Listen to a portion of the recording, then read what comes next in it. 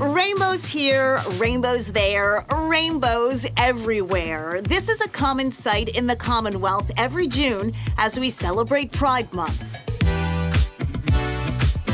Boston Pride is something that's been going on for about 50 years now. Pierce Durkin is the Director of Operations for Boston Pride. The nonprofit hosts a variety of activities and events each year to amplify and connect the lesbian, gay, bisexual, transgender, and queer community.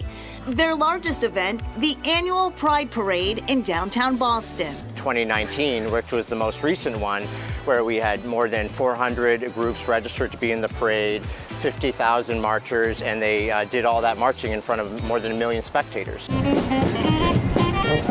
Members of the LGBTQ community and their allies marched from Copley Square to City Hall Plaza. We are out in the streets and enjoying ourselves and showing the vast diversity of groups that exist within our community. It really will start to raise our visibility in the consciousness of the mainstream society to really break down those biases that they might have really been born with and raised with. And every year as that goes on, it chips away at those biases and those discriminations so that there's more and more people feel more comfortable participating and embracing. Traditionally held in June, Pride is a direct response to the Stonewall Uprising. Stonewall Uprising occurred as a response to police raids that were happening in a gay bar in New York City at the end of June in 1969. On June 28, 1969, New York City police raided the Stonewall Inn, a popular gay club in Greenwich Village. From that uprising and all the community involvement that came from it, a lot of communities across the country and around the world started organizing these protests each year in June, throughout the month of June, to really try to amplify the message and talk about the discrimination that was affecting the GLBT community.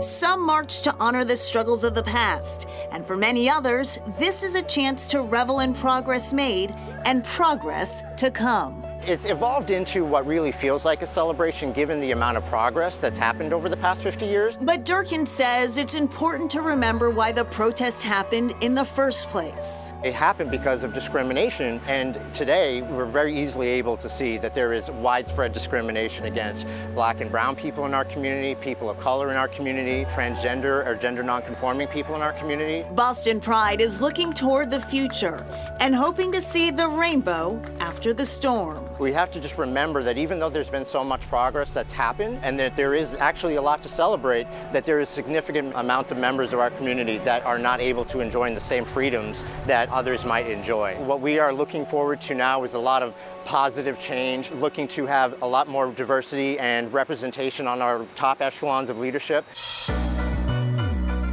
While most Pride events are virtual this year, one community just south of the city is excited to celebrate in person.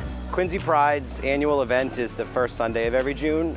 It's an outdoor field day type of event. It's family friendly. We're doing everything we can to make sure that we service our community, but also remember the history of how Pride came to be. Sheikah Babin is the president of Quincy Pride, a volunteer organization that promotes the LGBTQ community. Quincy Pride came together because of residents in the community wanting a celebration here, wanting to uplift the community in that way, and also show that Quincy is an inclusive environment. We have a very large LGBTQ community, along with a number of allies. Quincy Pride is relatively new. It was founded in 2018.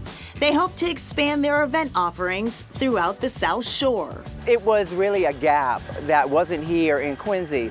And a lot of the residents said, why should we go somewhere else to celebrate Pride Month? We should be able to celebrate it in our own community. Seeing people that thought that they needed to go into Boston for these things, and if we can be kind of the conduit to get programming to them and, you know, fun programming, and they can actually feel like the community that they live in cares about their lifestyle and appreciates them and accepts them, then they're going to stick around.